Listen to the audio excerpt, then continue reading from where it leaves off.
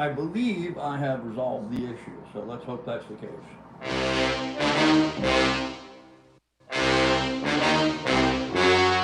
The story you are about to see is true. The names have been changed to protect the innocent.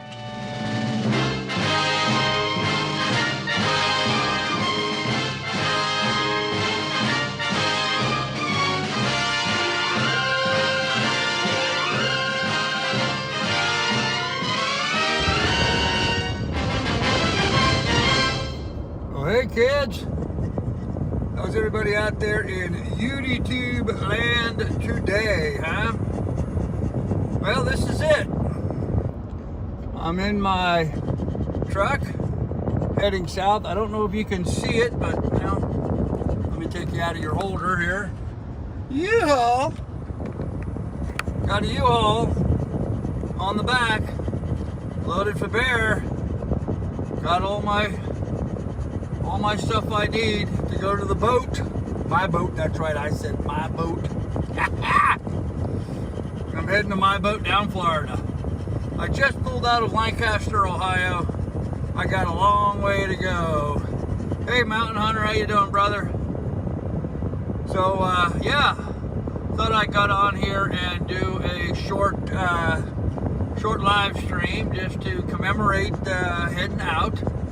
Not too unlike when I left my farm up in Alaska to head out to start that adventure. Let's hope this one plays out a little bit better than that one did. At least this time I already own the boat, I own my truck, all good to go. I'm all set up in Florida to work, so I can get right to work immediately as soon as I get there. I've got the boat sitting in a marina. Right now it's in the storage area. They're moving it to the work area. Hey Morgan, how you doing, brother? We're moving it over to the work area on the 14th. So on the 15th I'll start working on the boat. I'm gonna, initially I just want to slap some bottom paint on it and do a lot of mold remediation inside. The boat's been sitting on the hard for 3 years in Florida. But I want to give it a quick, run through, make sure that the through holes are, lubed up and working correctly, and of course I can close them off.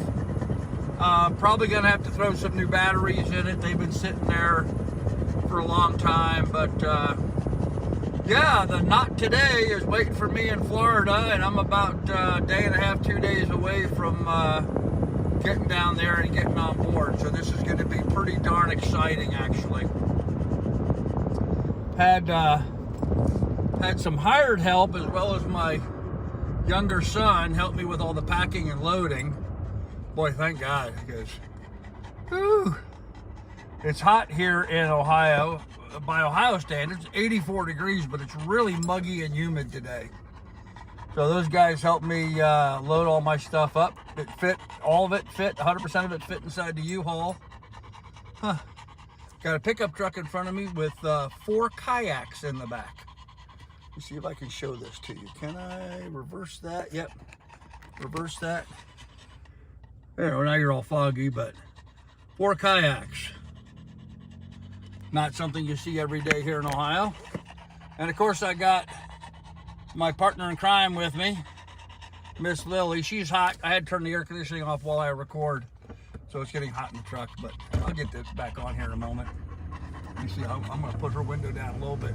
There you go, give her some air. So we're on US 33 coming out of Lancaster. That traffic light that I just stopped at should be the last traffic light that I have to hit, as long as I stayed on the road, until I get to Florida. It's all straight highway. Of course, I'm gonna pull off and meals and fuel and all that, but we're good to go. Got my fuel tank full. It says, window's making too much noise. It says I'm getting 14.2 miles to the gallon so far, but at that point all I've done is drove through town. So now that I'm actually getting onto the highway, it'll be very interesting to see how my truck does towing this trailer. It's a 12 by 6 U-Haul trailer, and it's loaded, man. It's loaded. Yeah, I'm hauling a U-Haul, Morgan. I've accumulated a lot of stuff, man. My fishing gear, just a whole bunch of stuff. Clothes, boating stuff, tools, guitar, my banjo, the dog and all her stuff. You know, I got to have her tennis ball collection with me, so. So yeah, we filled up the U-Haul. We're heading south. So I'm gonna get to the boat. I'm gonna put all the stuff in the trailer in the storage unit temporarily. I'm gonna be there in the marina on the Hard for about a month, I think, maybe less, hopefully less.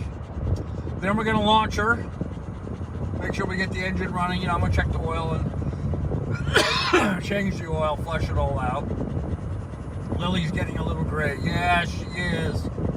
She's getting a lot gray, and it really bothers me. But, you know, she's 7.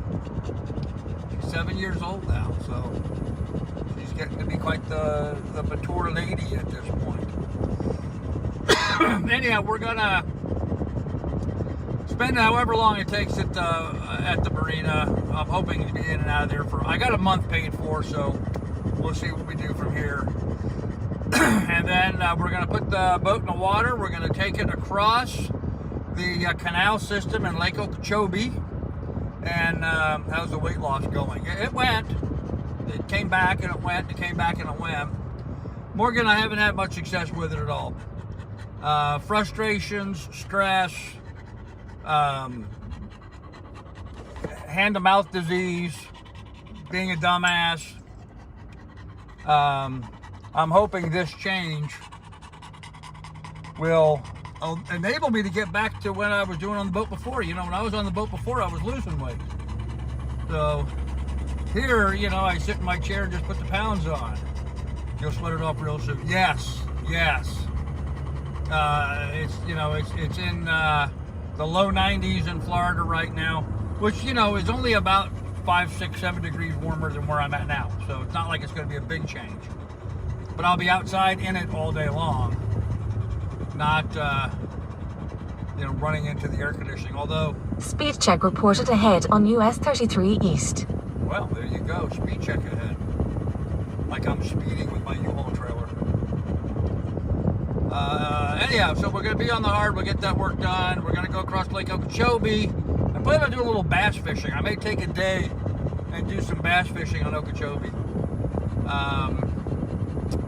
And then we're going to get into the ICW and take that back down to Marathon, where I'll be back on a mooring ball just like I was before. Only this time I am making sure that we're going to get off that mooring ball on a regular basis. I'm paying for the mooring by the month. That's fine. It can sit there without my boat being tied to it for a while. I'm going to try to make some trips over to the Bahamas this winter. Certainly go around different places in Florida. Just to see what's going on. You know, I want to spend a day watching the speedboat racing going on. That would be fun. Doing some fishing, doing some scuba diving, doing some snorkeling, getting back on the boat. But this time I have the chinks. I have the ability to make more chinks. I'll have a car. I'll be able to work. If you remember the last time I went down to Florida, was trying to work down there on the boat. I didn't have a vehicle, so it's kind of hard to be a real estate agent when you can't even go look at the house. So, big difference this time. I'm in much better position. So it's exciting. I am jazzed. I'm ready for it. Get back to my life down here in Florida and get making some money and making some good content and going from there. So we'll see. Now, the last time I drove from Florida to Ohio, it was a very eventful trip. Breakdowns, and, you know, it was just a disaster trip. My van that I had was having all kinds of issues and stuff. My 2021 F-150 crew cab is humming like a humming dream. 14.4 right now. Oh well, 14.4 it is. Anyhow, kids, I just want to get on here and let you know that I'm all excited and jazzed about this. It's going to be a great trip. I'll probably check back in and do a little bit of a live tomorrow.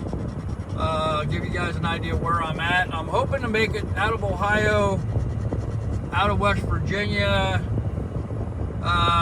What is it, about 3:45? So I'm going to try to drive on for about 8 hours and maybe make it into Virginia.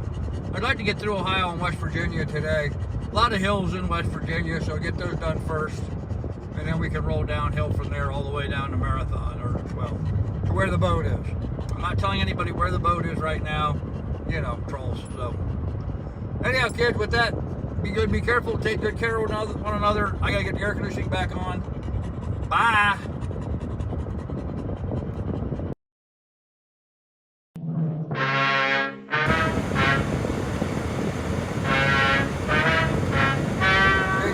How's everybody out there in YouTube land?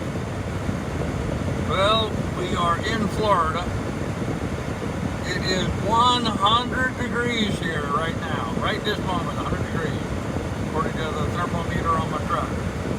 Woo! Hot. Hot, hot, hot. So far it has been a perfect trip. No excitement, no... I'm jinxing myself, right? Just crossed the line from Georgia into Florida, so we're in Florida now. I've got about 5 hours yet to get down to where the boat is. I think I'm going to go ahead and drive 3 of those hours and call it a night. I was supposed to get in there at 8:36 p.m.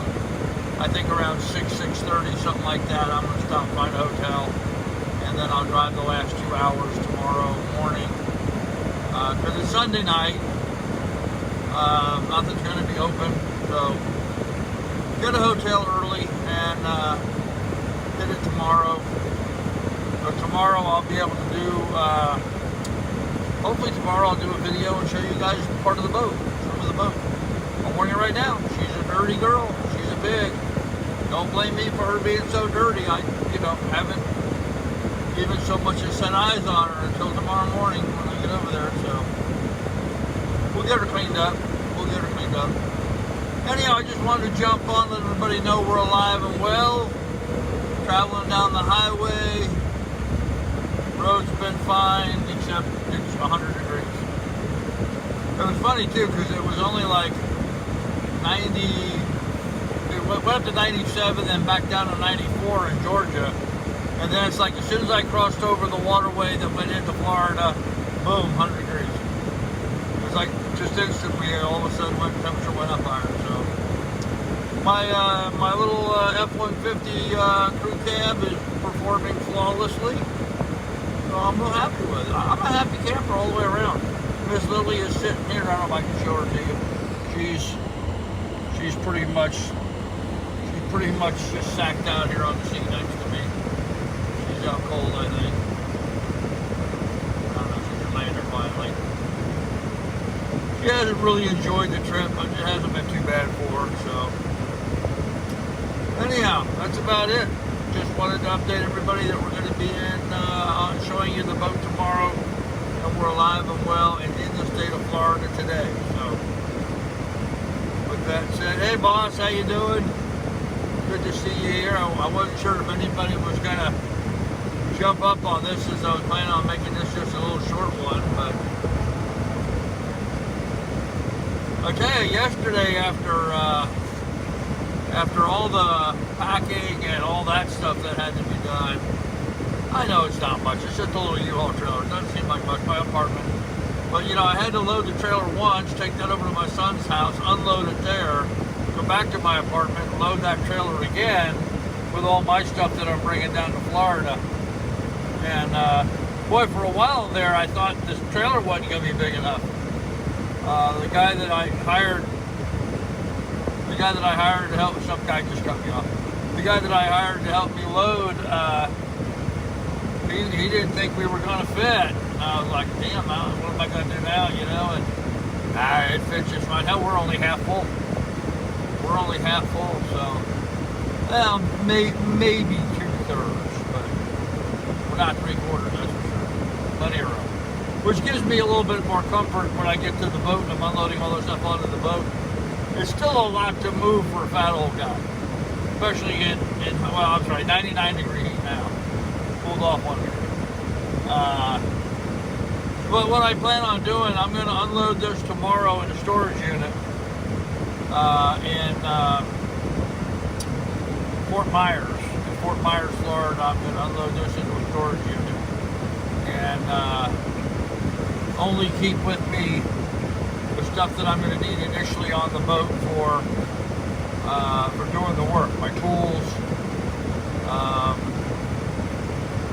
my bedding, basic minimalist stuff. I have no idea what the boat has on it. I'm kind of excited to see what the boat has on it. I do know when I bought the boat, the guy that's selling me the boat, actually his family's from Columbus, Ohio.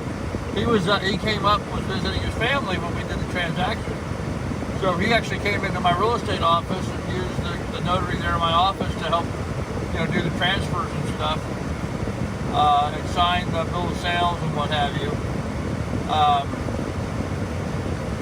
But he gave me this great big file box that has all of the operator manuals for all of the gizmos and gadgets on the boat. And man, the people who installed all this stuff, the previous owners, were pretty meticulous with their, like on some of this stuff it says, flip this switch, turn this dial, blah blah blah, in order to turn it on to get it working. It actually gave me like a startup procedure, not in the manual, but actually written on the front page of it, and they hand wrote the instructions to make it brief and easy. But it's got a fairly new, still there? It's got a fairly new windlass up on the bow. I don't like the way they left the install. I'm reconnected.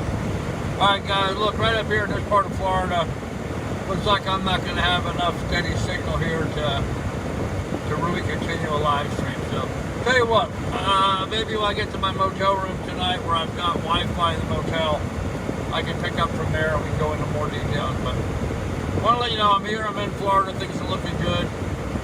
Dog and me are doing great, truck's working perfect, trailer's towing perfect. Completely uneventful day so far. I'll give you guys a shout later on when I get to my hotel for the night. It'll be in, 3-4 hours, something like that.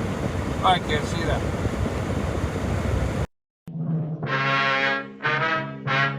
Hey kids, how's everybody out there on YouTube land? I'm hot. I was hoping to get my live stream going at 7 o'clock like my old time slot, but traffic and other requirements dictated otherwise. So here we are now. Sorry I cut my last live stream short. I didn't have good internet service. That was down around Jacksonville. And apparently I had really good service while I was in Jacksonville, but as I was driving away from Jacksonville, it dropped off pretty quickly. So, and we kept getting interrupted and problematics. But right now, I don't know where I am.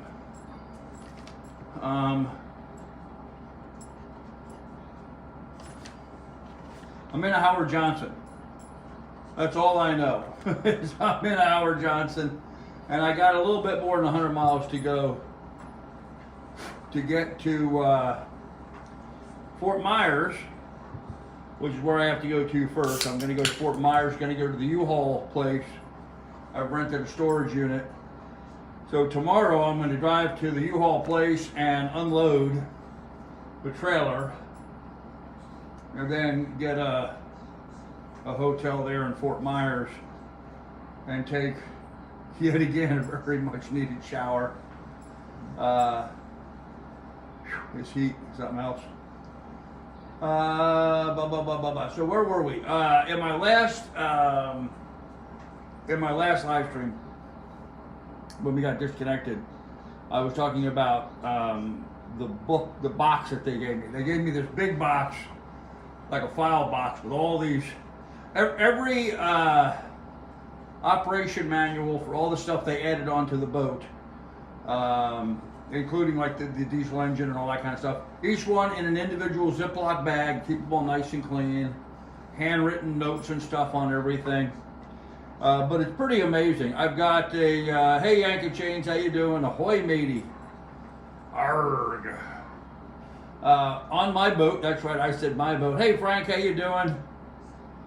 Yeah, I tried to get around 7 o'clock as close as I could, but I'm a little delayed. So it is what it is. Having a not very cold Diet Pepsi and my dinner. Gonna have a Nature Valley Crunchy. Anyhow, up on the bow, I have an anchor windlass, something I did not have on the Lily 2.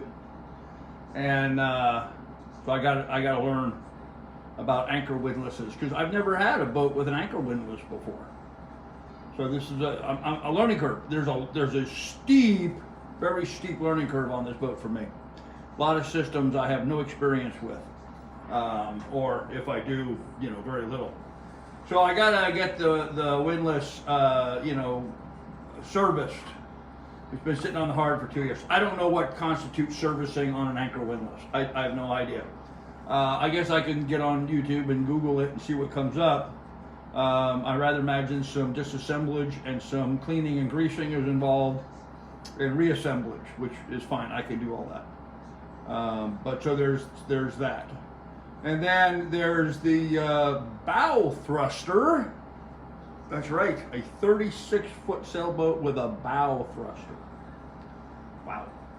Everybody I've spoken to so far has had the same reaction. Wow. Who puts a bow thruster on a 36-foot boat? But apparently this guy put a bow. My guess is the guy from Bozeman, Montana, the previous owner, probably pulled up to a dock in some wind and had a hell of a time getting his boat in properly.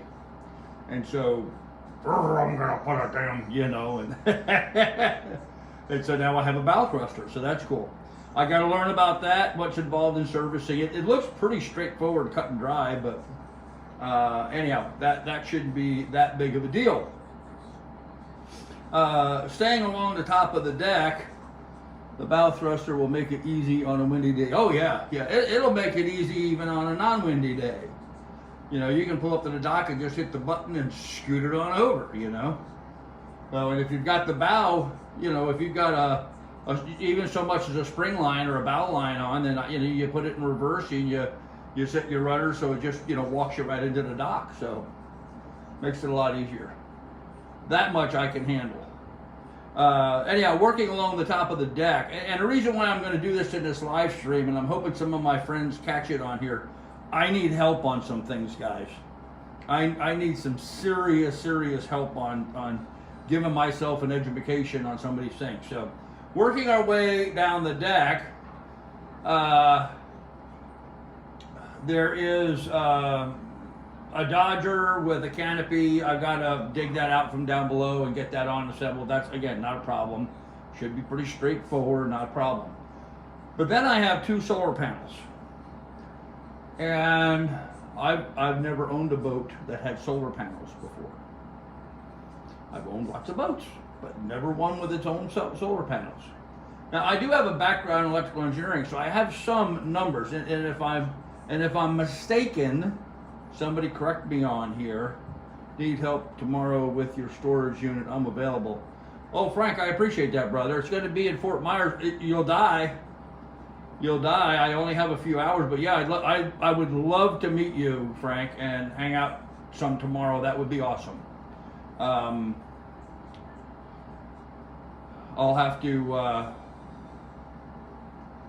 I think you know my phone number, Frank. You can text me, I think.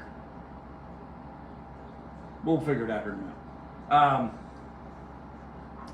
And there's a wind turbine on there. Yeah, we'll talk later. There's a wind turbine on there. And so I never had a boat with a wind turbine either.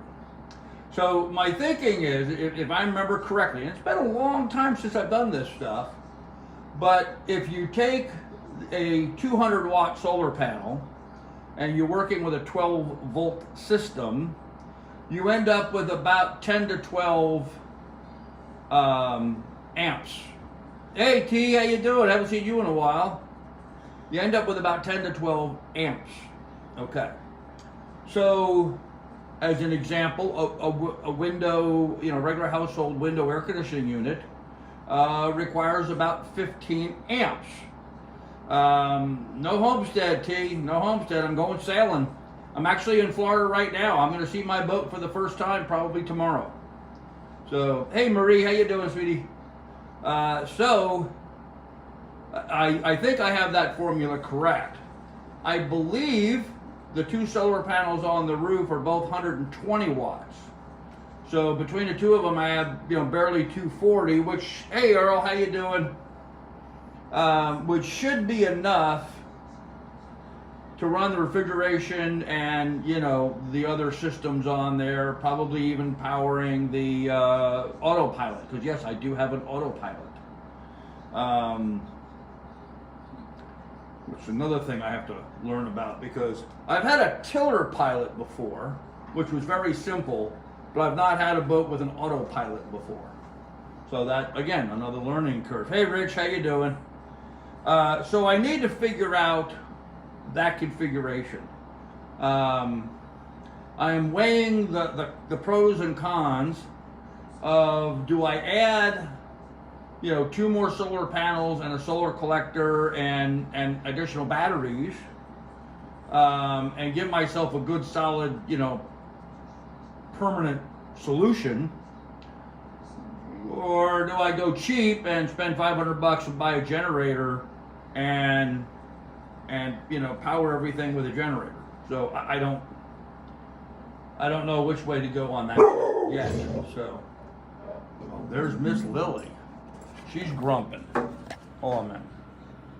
Okay, what are you grumping about? What are you grumping about? Is there somebody outside? Keeping an eye on my truck. See my truck out there? Oh, get down, get down. Gotta trim your nails, dog. Anyhow, yeah, I can sit here and I can see my pickup. I can't see the U-Haul trailer. There's a truck blocking my view of that, but close enough. Anyhow, so I need to talk to somebody who has some experience with that. Go solar, you can get high watt panels cheap nowadays. Yeah, on Amazon I could buy 200 watt panels for like $300, or 200 and change, almost $300. So 2 panels at $600, then I'm another $600 in a couple batteries, another couple $100, so I'm at 12, 15, $1,800. I'm into it.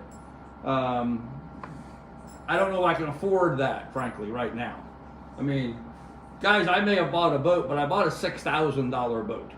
Okay, so this is not a high dollar boat. It's got all the bells and whistles. And the only reason why it sold this cheaply is because it's been, the guy who had it donated it to this veterans group. No one's done anything with the boat for 3 years. It's just sitting there baking in the sun. Polar is the best off-grid solution. Yes, I agree, Marie. Absolutely. My grandkids are awesome. Thank you, T. They're all doing wonderful. You can get 300 to 400 watt panels for about $200 used. Huh? Oh no! Sorry, Frank. You knocked my thing over here. But they're only about a year old. Huh. I don't know. We'll see. Yeah, so I'm not really sure which way. So I'm hoping one of my people out there in YouTube land is somebody with some experience with solar panels. Oh, come on. I had perfect signal here. We're back. Darn it. I specifically waited till I got here to do this so I would have good internet. Buffering. Guys, I'm going to drop off and come right back. Give me a couple of minutes.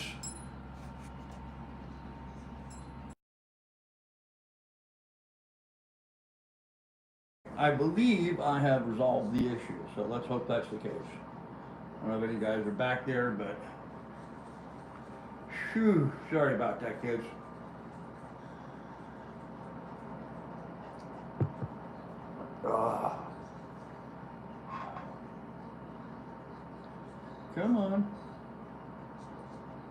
Come on, I'm back. Nobody's here. All right, well, it is what it is. Okay, there I got one like. Somebody's here. 2 people. There we go. Hey, kids. All right, everybody's coming in. All right, good. Anyhow, as I was saying before, we were so rudely interrupted by sucky technology. I think I've nipped it in the butt. I actually logged into their, hey Rosie, I logged into their Wi-Fi. So that should give us better. Yep, Maria, I'm back. Should be a better quality. Check your upload quality. You should be able to look at me in pretty good quality. Hey Miss Shar, how you doing? Long time no see, dear. Wow. Miss Shar, guess where I'm at? I'm in Florida. I am about 100 miles away from my boat. My boat, that's right, I said my boat. My new boat, my 36-foot. 1982. What does that mean? 41 years old. 1982. God, guys, 1982? I remember 1982. It wasn't that long ago. 41 years ago. Wow. Blown. 41 years ago. I have a son almost that age. Wow. Okay. Anyhow, I need somebody who's a bit of an expert with solar. You know, if I have a 200 amp panel, what's the size controller I need to control a 200 amp panel? And then how big does the battery have to be? See, I don't know those ratios. Well, I had no idea. Floridian again and on a boat. Happy food. Yes. Yeah, you'll have to come visit me down here. I mean, I know you're up there in, middle states. But yeah, you'll have to come down and visit. Right now, the boat is over by Fort Myers, and I am taking it over to Marathon, Florida. Watts, not amps. Well, Earl, there's a relationship between them. A 200 watt panel at 12 volts generates 10 to 12 amps. You need all 3 of those numbers. You need the wattage, the amperage, and the voltage to be able to make an adjustment as to size. I know YouTube can educate you. Marie, I have got a lot to do. I have got a ton of stuff to do. And, right now, I'm on limited internet access. Really limited, because I'm not set up. I disassembled everything I had in Ohio, and right now I'm here in a motel. So on just my cell phone, my laptop's packed away right now. So I'm limited with what I can and can't do. So doing research could be difficult. And even research. You read stuff, but you're still not. Hey Alexander, gonna need Starlink. Yeah, I'm thinking that's probably true, Alexander. And how you doing, buddy? I'm thinking that's probably what I'm going to do. The last time I was in the Florida Keys, I used my cell phone as a hotspot for my laptop. So again, a jitter until you can do the better. Well, maybe. See, Marie, I don't, all these variables. I'd rather not have a generator on the boat, to be honest with you. One more motor to have to maintain. They're noisy. They take up room. And some of the places, some of the anchorages and stuff now, marinas and stuff, well, it wouldn't matter inside a marina because you'd have shore power, but like some of these anchorages and stuff, you're not allowed to run a generator past 10 o'clock at night or something. And when it's 100 degrees outside, I want to run that generator all night long, run the air conditioner all night long. And that's another thing. See, right now, I think, this little, I think there's enough solar panel, and certainly with the wind generator added to that, to probably operate the boat as it is, to operate the refrigeration and, the autopilot and, the lights and the gauges and all that kind of stuff. the water pumps, you know, all the things that are on the boat right now. I know the batteries will need to be replaced because they've been sitting there doing nothing for a couple of years. But then the question becomes, if I add an air conditioner, which I very definitely am going to need, otherwise I'm going to die. I mean, realistically, at my age, that's a serious consideration. How are you going to get the truck to the east side of Florida? I'll discuss that here in a minute, Earl. Well, real quick, I'm gonna, once the boat's ready to go, I'm gonna drive my truck over to Marathon, park it there at the marina. Hey, Coyote, how you doing, brother? Rent a car and drive it back up to the boat, and then drop the car off there in Fort Myers and go from there. It's about a 4-hour drive from where the boat is to Marathon Marina. So I don't know any other way of doing it. I mean, it'd be great. My son's wife's father lives in Fort Myers. You know, it'd been great if he would drive it down there for me, but you know, the other day I asked him to go down and check on my boat. He said he would. So far he hasn't done it, so I don't think he's overly reliable, but I don't want to ask, honestly. Just do it myself. Just keep it simple, do it myself. Anyhow, so I gotta figure out that aspect of, you know, if I'm gonna add a regular household, you know, window type air conditioner, or, you know, one of those self-contained ones that has a 4-inch hose goes through the wall, something like that to my boat, because that would be an inexpensive, I already have one window air conditioner with me. I can put it in the companionway, box it in with some polystyrene, real cheap, down and dirty, close it up, and have air conditioning while I'm working down there. Inconvenient having to step over it back and forth, what have you, but it is what it is. Maybe I'll put one up on the deck and frame around that and push the cold air down. You know, I don't know. There's a lot of variables that I have to work out. I can't do any of that decision making until I actually get on the boat and see it. But if I'm going to add an air conditioner, even if I'm going to add a built-in air conditioner down the road, you know, a regular marine air conditioning system onto the boat, which I would very much like to do, because I'm a wimp. I like staying cool. I want to size the solar system large enough to handle that. I really don't want to go out and spend, you know, $2,000 on solar panels and controllers and batteries, only to find out that I needed to spend $3,000, and now I have to build a whole nother additional, you know, framework to support those panels. So I want to talk to somebody who knows what they're doing and get some ideas from them. You know, I might just call up a company and have them come over and look at it and give me a bid.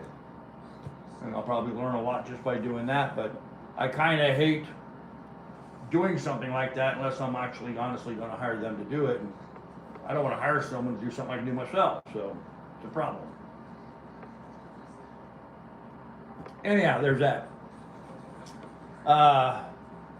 I got to get the outboard. The Johnson outboard's been sitting on, it's a 9.9 Johnson's been sitting on the deck for 3 years.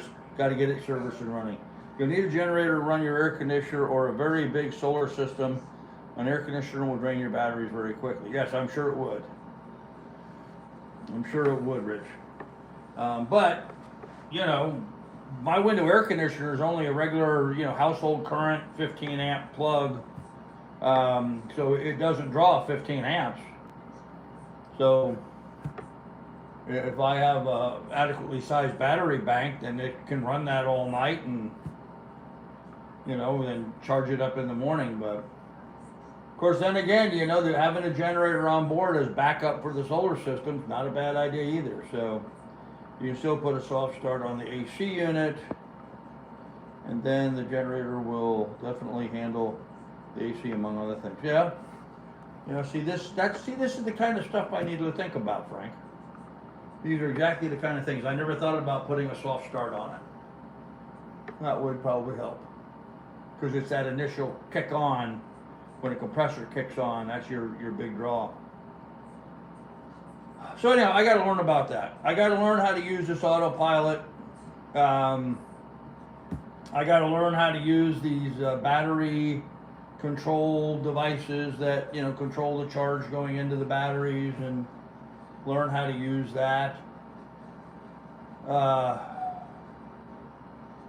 Actually, driving down here yesterday and today, rolling all these different things in my mind, and I'm just like, I've got this mountain of stuff ahead of me I got to figure out. And I got to figure it out quick. I mean, I got to have this stuff figured out this month, next 30 days, because I only got the work spot in the marina for a month. I don't want to spend 2 months there. I want to get it done in a month. And I got to paint the bottom and do some cleaning, a lot of cleaning. A lot of cleaning. In fact, I was going to, you know, throw an offer out there if there was somebody who knows how to clean and is, you know, really good at that, and would be willing to come out and visit Lily and I on the boat for, you know, a week or two or whatever, I'd really be open to that if there was somebody who wanted to come do that for a while. Just thinking out loud. So, and you know exactly who you know who you are, who I'm talking to. Yeah, it's going to be a mountain of stuff, mountain cleaning. Biggest problem for me is I'm so big I don't fit in some of the smaller spots on the boat. And I got to get into those smaller spots on the boat because I want to get the mold eradicated. You can wipe down all the walls in the big open area all you want, but if you're not getting in those little cubby holes and little spots and around, you know, around and underneath and whatever else, you're just not getting the job done, you know. I could bring my power washer and we could power wash the whole outside of the boat. We'll get it done in no time. Actually, Frank, the marina power washes it for me when they move it. I don't know if I'm paying extra service for that. I guess I'll find out tomorrow, but I appreciate the offer. The only thing that needs power washed, the only thing that the bottom paint, there is bottom paint on the boat. It's kind of chalky white right now, but as I understand from the guy that I bought the boat from, he said if you just take your hand and rub the white stuff off, it's a pale blue underneath that. So there is paint, ablative paint on the boat right now. I just wonder if hitting it with a power washer wouldn't be faster and easier than sanding it all off. And I don't know if that would adequately prepare the surface for paint. See, I'd have to figure that out. Where'd that go? Rich Will said, 12 volt, 100 amp lithium battery, drained to zero, will only give you 1200 watts. Air conditioner, depending on the size, will be 500 to 1500 watts per hour. 12 volt, 100 amp hour lithium battery drained to zero, will only give you 1200 watts. Okay. Yeah, see, this is the kind of stuff, Rich, I gotta figure out. It might take 1500 watts per hour. Well, that's what the thing is. And then, of course, you know, 1200 watt hours, right. And there's the thing, you know, even if I have adequately sized solar panels, what if there's clouds? What if it's not a sunny day? What if it's raining that day? Of course, you know, there's this direct correlation. Stop. There's a guy out there walking by. If it's raining outside, it'll be cooler, so I won't need as much air conditioning. If it's nighttime, it'll be cooler. Won't need as much air conditioning. So, you know, it's only when the sun's up and it's really hot out that you really need to have as much air conditioning. So, you know, it's like it's directly correlated one to the other. Leave him alone. Quit growling. She's being a grumble bug. Anyhow, I got to work that out. Figure that out. And then system-wise, going back to what I was saying before, they gave me this big box with all these little packets inside of it. I got to figure out how to use all this stuff. The battery storage will limit you. Also, the bigger the battery bank, the more panels you'll need to charge. Well, yeah, that makes sense. Hey, Rejects, how you doing? I missed your comment till just now. So, man, I'm hot, guys. I'm tired. I'm like white, you know. It's been a very busy week, actually. Took us a long time to pack, a lot longer to pack than I thought it would. So, powerful power washer, and with a small tip, it would remove anything that was loose, and more than likely anything that's still attached to the boat. Fiberglass deck will clean beautifully. All right, cool. Let's plan on doing that then. Hey, Mary J, how you doing? The sea has a hold on your heart. Always has had. Maybe your sons can help you. My sons are in Ohio. I'm in Florida. Where did you make it to today, Carl? Frank, I don't know where I'm at. To be honest with you, I don't know. I'm past Norman Lake, if that's any help, but I'm not sure if that was the most recent thing that I went by. You know, you turn on the autopilot, the navigation system on the boat, or on the truck, and it really doesn't tell you the names of the towns you're going through. You know, it's like, oh, 47 miles to here, 27 miles to this turn, and 10 miles to that turn. But I know I am about 100 miles away from Fort Myers. I'm 100 miles north, maybe northeast of Fort Myers. That's about where I'm at right now. I'm in some little town at Howard Johnson's, and it doesn't say, their piece of paper doesn't say the name of the place. You know, the thing they give you with what room to stay in and what have you. It doesn't, I don't know where I'm at. So. I'm hoping to be down there to the U-Haul place mid-late morning tomorrow, but we'll see. I'm really not in a huge rush. The boat's not going to be moved from the storage yard to the work yard until the 14th or 15th, 14th or 15th, I don't remember which. So I can't really do anything on the boat. I'm not allowed to work on the boat while it's in the storage area. They won't. I can get on the boat and I can look at the boat. Oh, and get this, like I'm not paying enough money already to them. For me to go there and just go look at my own boat cost $18. Just to pull up and get out of my car and walk around my boat and look at it cost 18 bucks. So I'm like, oh wow, okay. Unbelievable. I can't believe but yeah, that's what the guy that I bought the boat from. He said they charged him $18 to go look at the boat. And when he had people going, and this is one of the reasons why it got the price reduced to where it was at. He originally was up in like the mid-20s, 20,000, like 25, 24, 23,000. And he kept going down and down and down. I was watching the boat for a long time. It's filthy. The boat is dirty, and I'm sure 99% of the people weren't going to go near the boat because it was so dirty, because they didn't want to have to get down there and clean it up. But then when you start looking at the kind of boat that it is, 1982, 84, 82. I'll have to clarify that. Used Columbia, H-U-G-E-S, used Columbia 36. So it's a nice, heavy, solid boat, 15,000 pounds displacement. She's a big girl. But then she's got all this jewelry, you know. She's got anchor windlass on the bow and a swim platform on the stern, and it's got a bow thruster and autopilots and solar system and a wind gen, and it's just like, wow, you know, it's got all these bells and whistles. So the people that owned it liked being comfortable, and they weren't afraid to invest money into their boat. This is not a $6,000 boat, but he kept dropping the price and dropping the price. And he said that a few people complained because they drove over there to go look at the boat, and the place said, well, it cost $18 to go out there and look. And they're like, I'm not paying $18 just to go look at the boat. And so a lot of people backed away from it for that very reason. I mean, he had people drive to the yard. One guy actually drove down from Georgia to go look at the boat, only to find out that he had to pay $18 to look at the boat. And he said, screw that, got in his car and drove back to Georgia.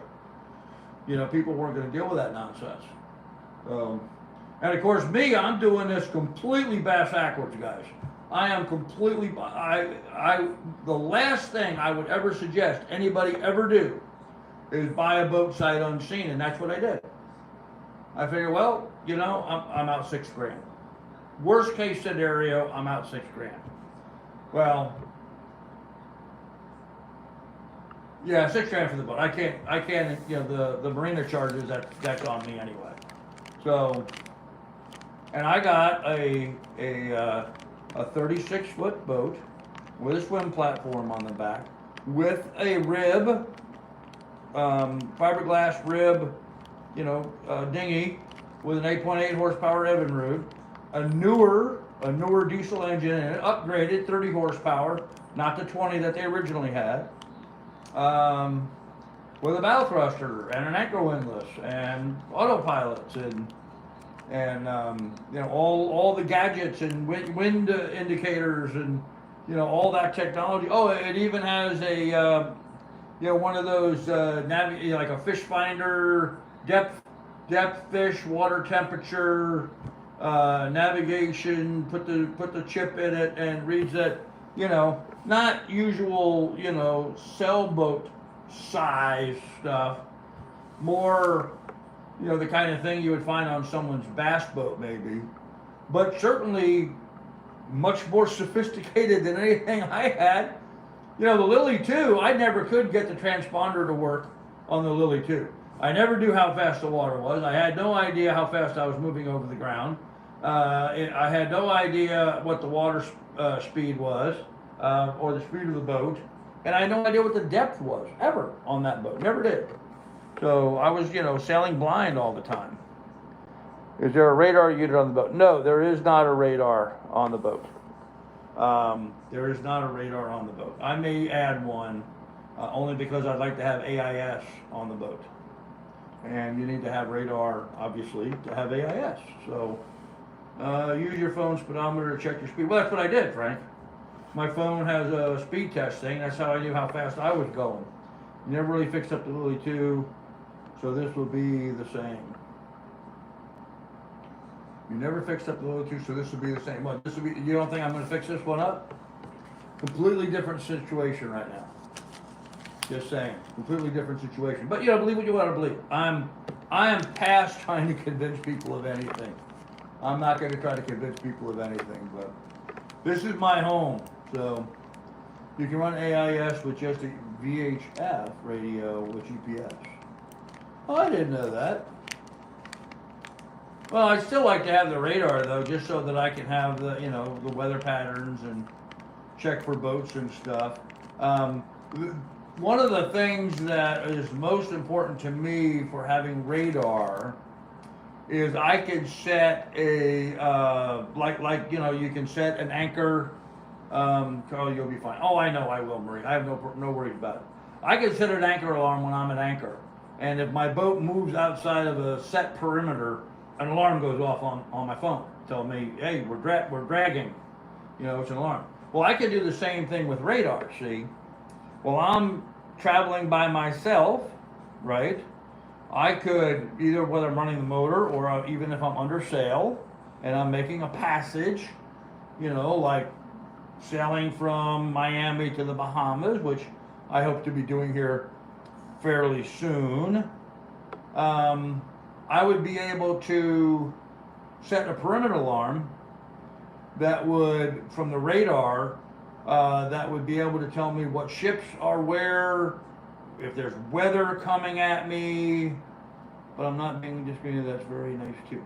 No, Mary, I understand, but I don't think the because like I have Navionics on my phone and my iPad. That, you know, that is, of course, we're going to do that.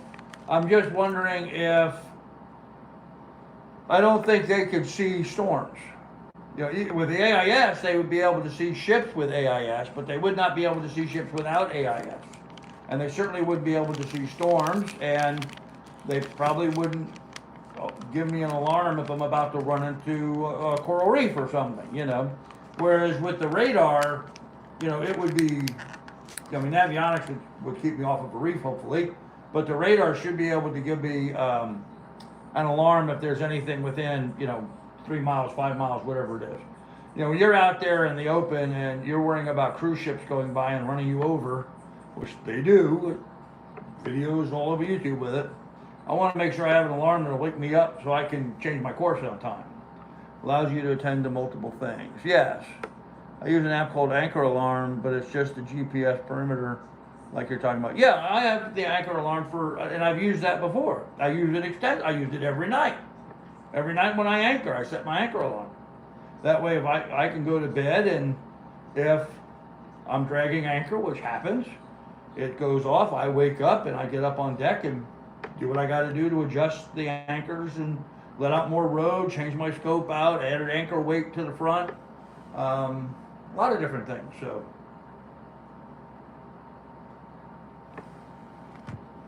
I don't see very many people ever using anchor weights. The thing about your anchor, everyone talks about scope. You want 5 to 1, 7 to 1 scope. In other words, if your boat's up here and the bottom of the ocean's here, you want this to be, if you're in 10 feet of water, you want to let out 70 feet of line between the anchor and you. So you have a 7 to 1 scope, right? If you're in an area where you don't have the luxury of laying out that much line, because if you swing around, you're going to be up against rocks or something, so you have to keep your scope shorter. What you can do is you can add an anchor weight onto your chain. So let's say you want to have a 7 to 1 scope, but you don't have the reach, you can only go with a 4 to 1 scope. Well, what you can do is you can take a 50-pound, 40-pound weight, attach that to your chain will go down.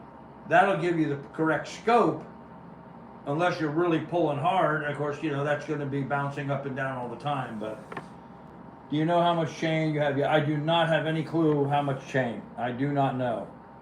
One of the things I gotta figure out. So I haven't seen the boat yet, guys. This is what I'm saying. This is not something I would ever recommend anybody ever do. Do not go out and buy a boat sight unseen, unless you can just lose the money. But at this point, I have packed up my entire life in Ohio. I'm out of the apartment. I'm down here living in my truck. I'm homeless. I'm homeless, guys. I'm homeless. I'm on the streets now. I'm in a hotel, but so if I get down there and this boat isn't salvageable, and it'd have to be really bad for me not to be willing to salvage it. If it's not salvageable, then plan B, rent an apartment or something. So, not your first rodeo, you know how to get things happening. Absolutely, yeah. Yeah, I'm not overly concerned about it. I'm overly concerned about it, but it's not a make it or break it situation for me. I'm not going to die. I'm not going to be broke out on the streets and destitute if I get there and this boat's a total pig. I expect the boat to be a disaster. So, you own your truck, all is good. Yeah. Well, who's going sailing again? Hey, Ian, how you doing, brother? Yep, going sailing again. And this time in a much larger, much better organized and equipped boat. Much better boat. Much better boat. So, and my situation is, so different than when I was down here last time. The real estate company that I've been working with in Ohio wants to open an office here in Florida. So I may play yes, Marie, I am a real estate broker here in Florida. But the company I was with in Ohio, where I had to work as an agent, but they're talking to me about doing something together to open an office down here. So I might start recruiting agents and training agents, which will be interesting. That means I may have to rent some office space, or rent some office space. I don't know if I want that big long term of a commitment. I think I want to be on the boat one season, maybe one season, hopefully less than that, and head to the Bahamas. Gone with the Winds is a very popular channel. I'm sure all of you guys have seen Gone with the Winds. The Wind is a young couple, a little bit of a fashionista, yuppie type couple. Not your typical sailors by any stretch of the imagination, but you know, they have a good wholesome show. They were in RVs. They bought a catamaran.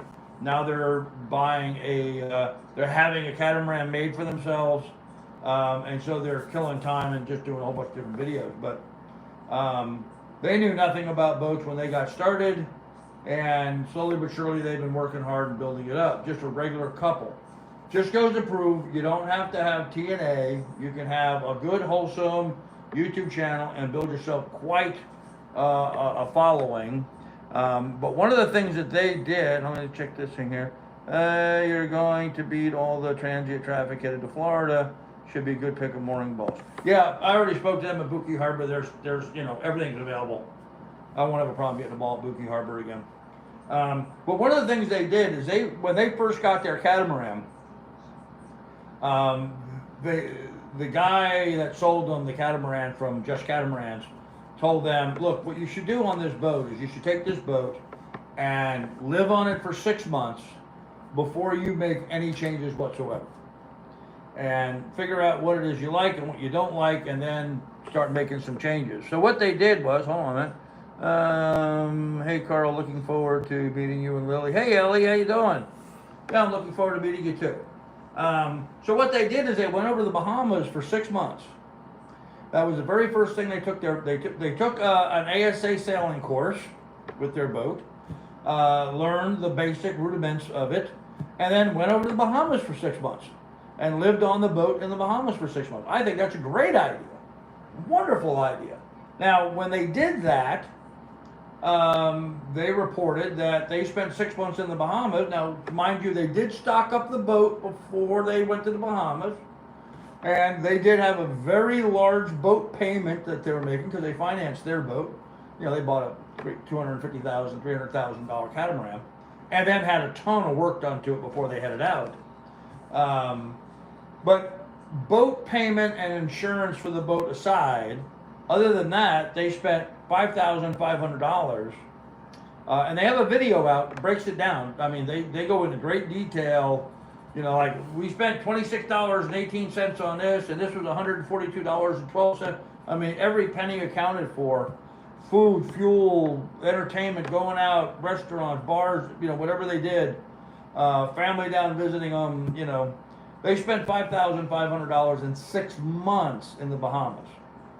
So if they can do that, two of them on the boat, I can do that by myself on the boat without a problem. Especially since I fish, and I lobster, and I swim, and I crab, and you know, I can survive off the sea for a long time if I wanted to. Fresh vegetables and maybe some flour for bread, and I'm pretty good. I can make my own bread. So that's kind of what I'm thinking about doing. Now, I also have the unfortunate situation, though, that I do have a truck payment that I have to make. So not only do I need $5,500 for my living expenses in the Bahamas for 6 months, but I also need enough money to make my truck payment for 6 months. And 6 months, I'm going to have to stick my truck in a storage situation, too. So, you know, that's going to be another $6,000, $7,000 between my truck payment, the insurance on the truck, and putting it in the storage area. So I got to have that, too. So I need to put together like 12 grand, right? I need to put together like 12 grand. If I could put together 12 grand right now, I would spend this winter in the Bahamas. No ifs, ands, or buts. Wouldn't sell real estate. I would just head straight out. I don't recall you living on fishing last time around. No, rejects. I definitely did not. It was a much different situation last time. I had a boat that I made it to the Florida Keys, but after that, that boat was not. I was not going to take that boat anywhere else. That engine was shot. That engine was shot. The driveline and the engine transmission in the cow was shot. I did not have the money. I didn't have a car to work with. I was in a very bad situation down there. I was stuck on that boat, and that was a bad situation. So no, I didn't do a lot of things on that boat that I would have liked to have done. I was doing the best I could with what I had. If that's not good enough for you, don't let the door hit you in the butt. I don't care. This is a whole different situation for me today. You know, I've got my boat bought, paid for. I have enough funds set aside to do some of the things I want to do immediately. I don't want to do a ton of stuff too quickly. Like the man said, live on it for 6 months and then decide what you really want to have. So, you know, maybe the right idea is I go out and I spend $600. I think the generator I had in the Lily 2 cost, I think I paid $500 for that. Something like that. So, oh, I know, Mary, I've got this. I'm not worried about it. So, you know, my worst case scenario is I go out and I spend $1,000. I would want to upgrade my generator this time. I'd get one of those, who makes them? The little red orange Honda. I get a Honda 2000. Get a little Honda 2000, and I've already got a battery charger with me. I could use the battery charger and the Honda to charge up the batteries on the boat, to keep the house batteries running. I could run the air conditioner on the Honda all day long, not a problem. So, you know, that might be the smartest thing for me to do. So, Marie, I have no idea. I know it's got a mainsail and I know it's got a head sail. I do not know what it has in addition to that. I do also know that the head sail and the mainsail were in really good shape when they were put in the bags and stored down below. What do you think about motor sailors? Hey, to each their own, Alexander. To each their own. I'm not going to you know, poo-poo anybody's plans or dreams, you know. I will tell you that motor sailors burn a lot more fuel, so it's a lot more expense. I can pull out of Miami and have to go about 1.5 miles with a motor. I can trim my sails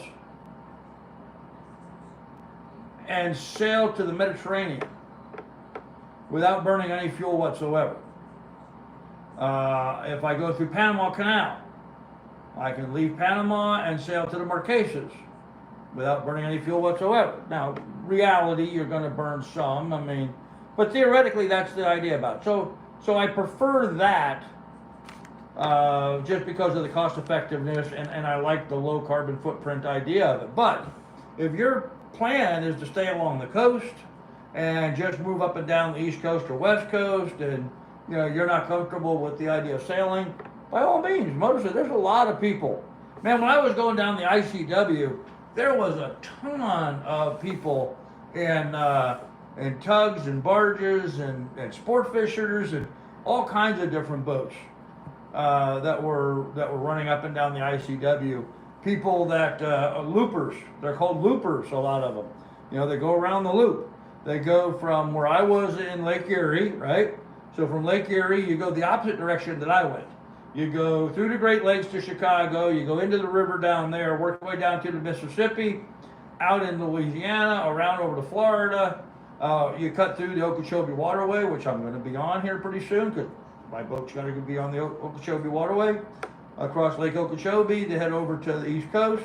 And then from there, they hit the Gulf Stream, which, you know, moves along at like 3 to 5 knots, and you take that all the way up to New York.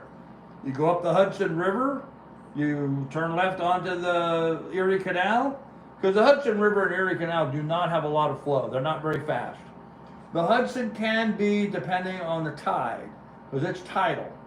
So if you're on the incoming tide, you can get right up the Hudson River without a problem. If you're smart, 6 hours, you ride the incoming tide for 6 hours, you drop your hook. You rest for 6 hours. When the tide's coming back in again, you pull your hook, you go again for 6 hours, you drop your hook. That way you're not fighting the current, and it actually helps move you up the Hudson. At a certain point, you run out of the tides, and then you just got to run against the flow. But still, it's only like two knots or so of flow normally coming out of that. And less than that on the Erie Canal. It's like 1 knot of flow on the Erie Canal. So that, you're running upstream a little bit on the Hudson and on the Erie Canal. but you're downstream all the way from Chicago to Louisiana, and you don't want to go upstream against the Mississippi River because that's a lot of flow, especially when you get into the Illinois River and up by Chicago and stuff. There's a lot of flow in there. So, but that's what they do. They do this giant loop around. So you could do that with a powerboat. You probably said it, but when are you boarding your new ship? Well, my plan right now, the plan du jour, subject to change. Sailors, wind and tide changes your plans at a given moment. Tomorrow I hope to go to the U-Haul dealership, unload my trailer into a storage unit, grab a few things out of it, throw them in my truck, and then I'm going to go over and see my boat. That's my plan tomorrow. And then I'll be staying in a motel in Fort Myers for the next week or so. I got to stay in a motel for about a week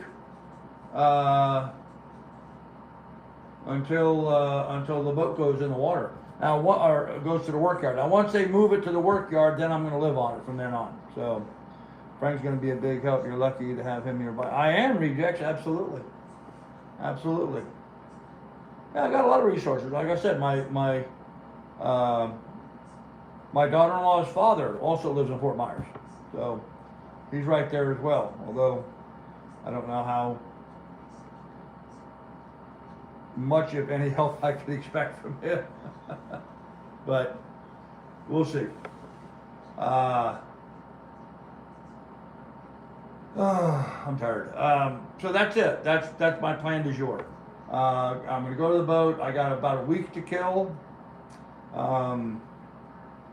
Which initially was like, man, I hate like hell wasting money staying in a motel. I was actually going to stay in Ohio for a week.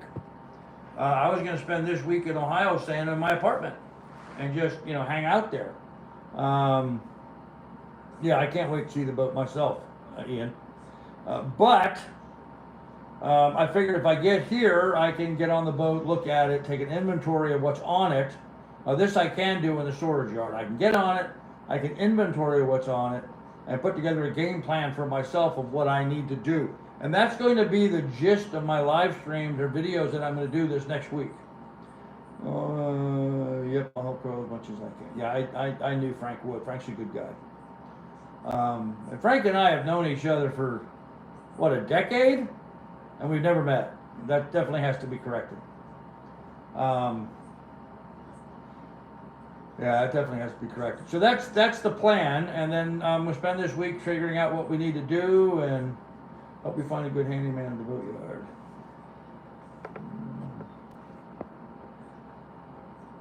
So you will update tomorrow after you see the boat. Yeah, absolutely. Ian, it is a 19, I got to check the date. It's either an 82 or an 84.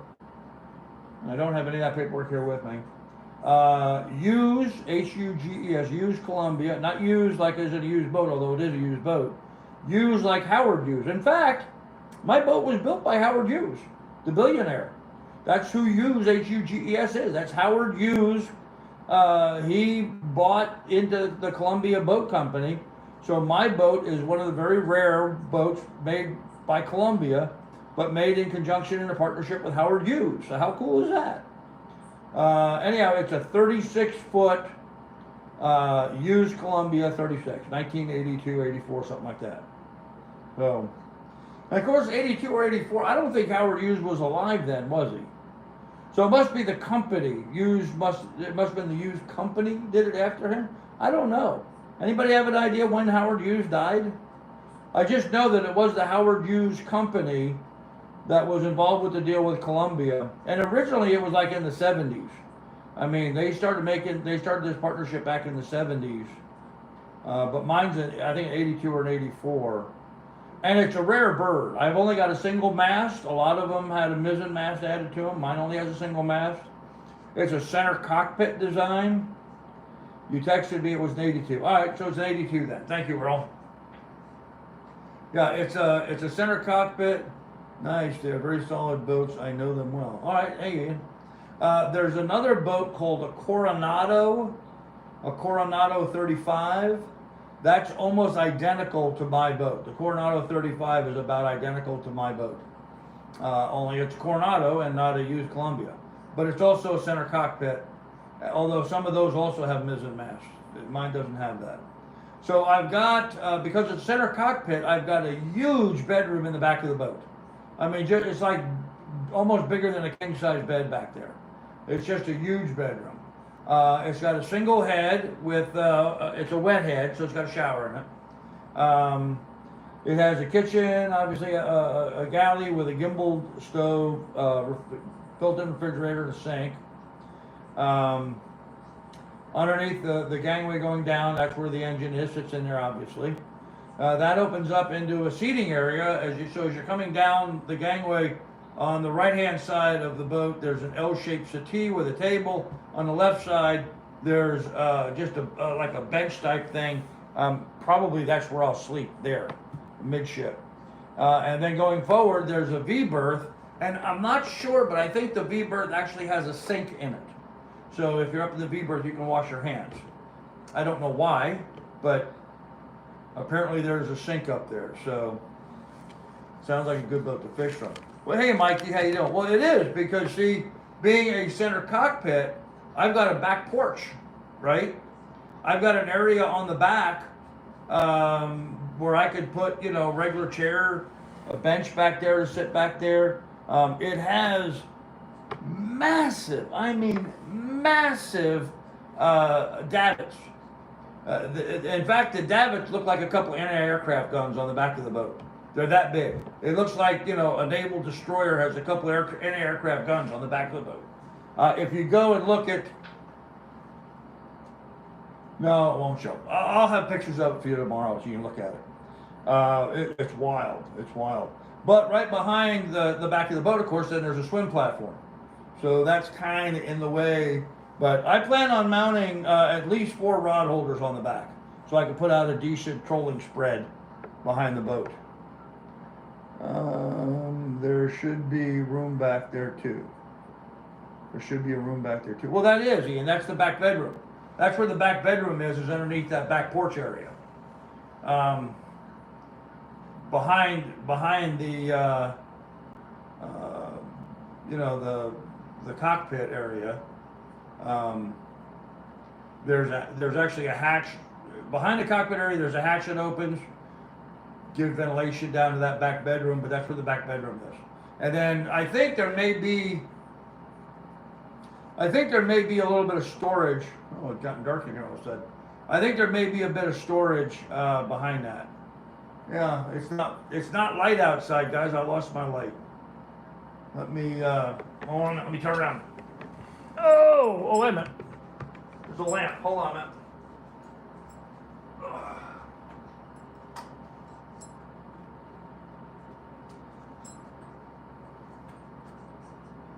No.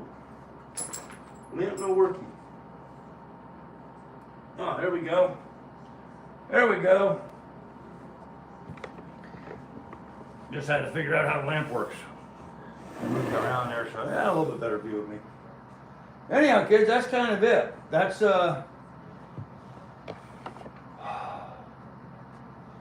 dog's rubbing herself on the ground. That's kind of it. 1982. I think that's what it was. 82. 82 used Columbia 36 center cockpit. I'm excited. One really cool thing about the boat, and this is actually something I was specifically looking for, is what they call a shoal draft. It only has a 4-foot draft. I have big dogs, regular sailboats don't have a lot of room. No, yeah, that's true, Alexander. Very true. The 4-foot draft is a curse and a blessing. Okay, it's a blessing in that it will enable me to go into very shallow places with my boat. 4 feet of water. That's all I need is 4 feet of water. So if going over to the Bahamas, which is an area that has a lot of shallow water, that's ideal. I mean, that's less draft than even that most catamarans have. A lot of catamarans are 4.5 to 5 feet draft. This is only 4, so I'm really cool about that. But the bad side about it is, because it does have a very shallow draft, it doesn't go to windward very well. You'll be doing the happy hour live from Boot Key. I don't know, Mikey. I don't know. I've really cut back on my drinking.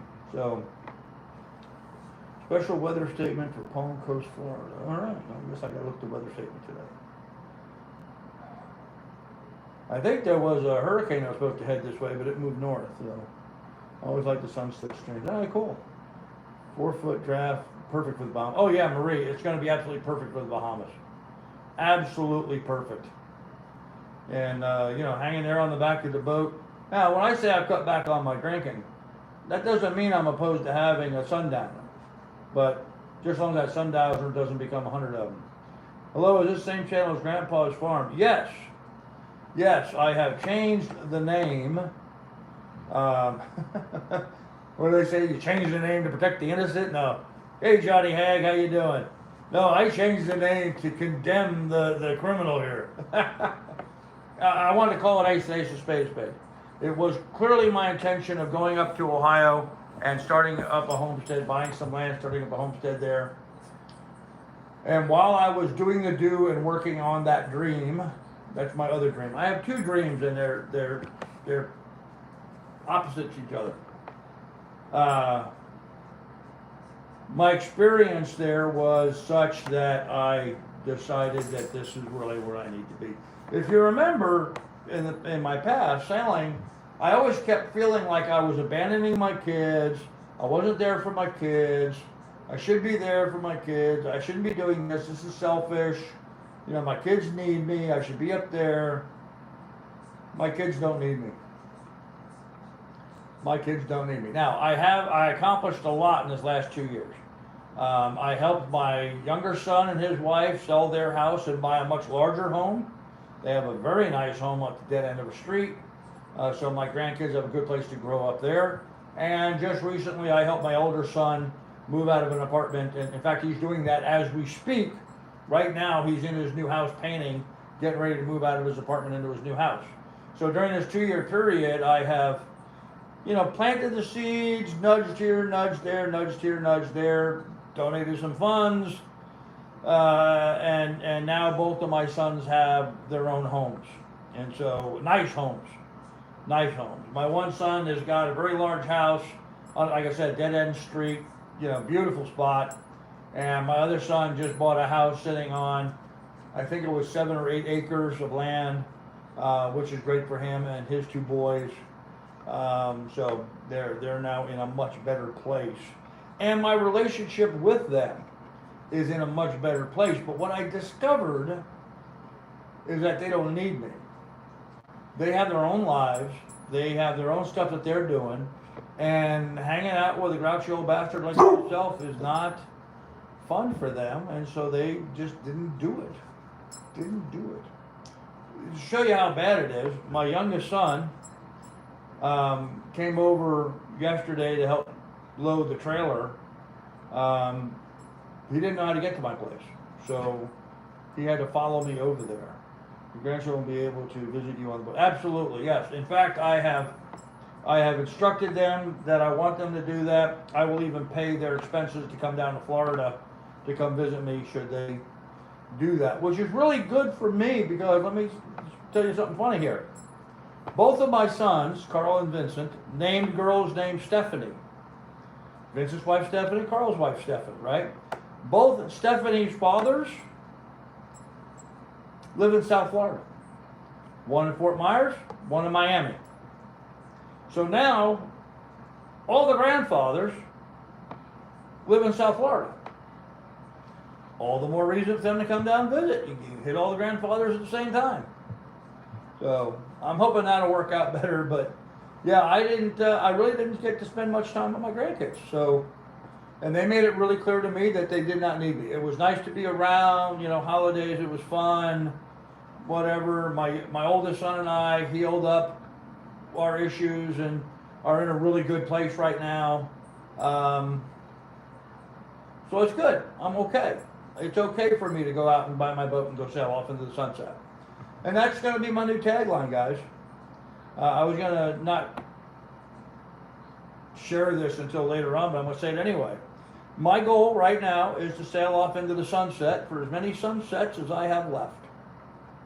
That's the way I'm looking at it. And as soon as possible, I would like to start doing that.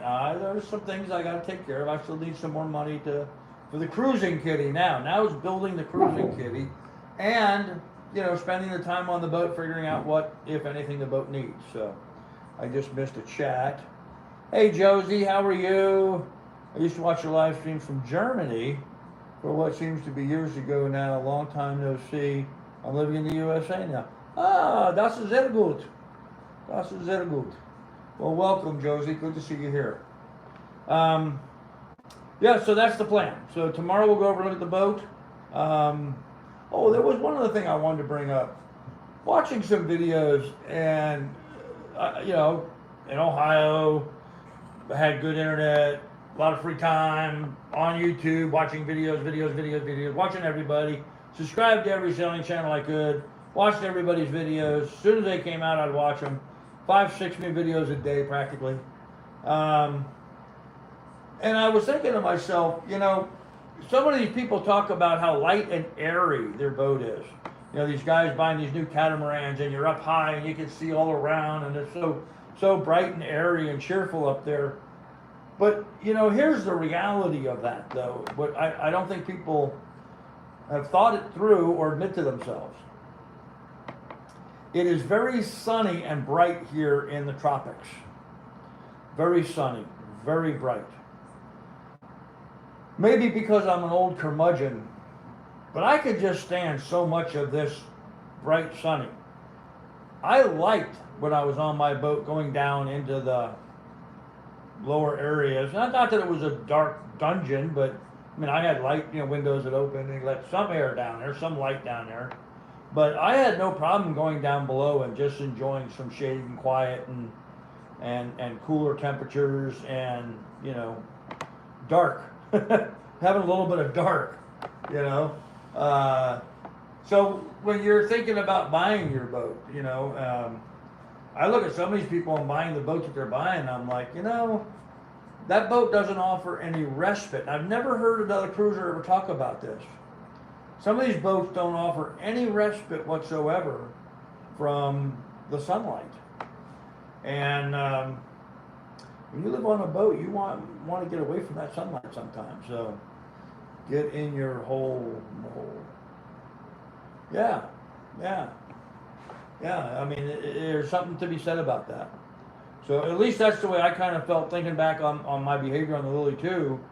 Man, there were a lot of days I just, I would get down. I had a brown towel that I laid over the companionway, had a box fan in the companionway to move air through the boat, and I would just sit down below and chill, I didn't want to be up on deck sitting in the sun, in the heat, which is one of the reasons why I would come out at nighttime and do, those live streams from the cockpit at night, because it cooled off. It wasn't so bright and sunny out. Because you need to get away from that sometime, If you're outside that stuff all day long, you're going to crisp up. So, just something to think about when you're thinking about buying a boat. But, guys, I'm going to call this here. We're right at about an hour. This went a lot longer than I thought it was going to. But we will have more for you tomorrow. I will be unloading the trailer tomorrow. And I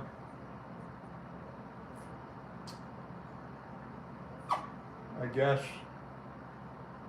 head over to the boat, see if I can go over and take a look at it.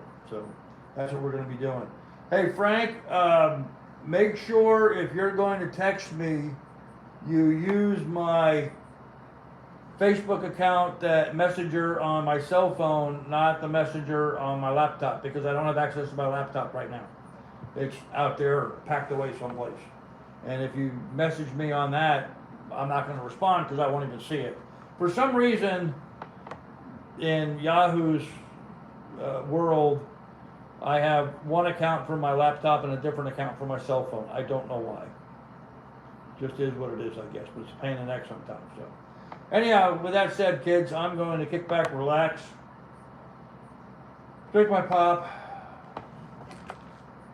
eat my dinner, and call it a night. So, guys, be good, be careful, take good care of one another. I'll see you tomorrow. Bye.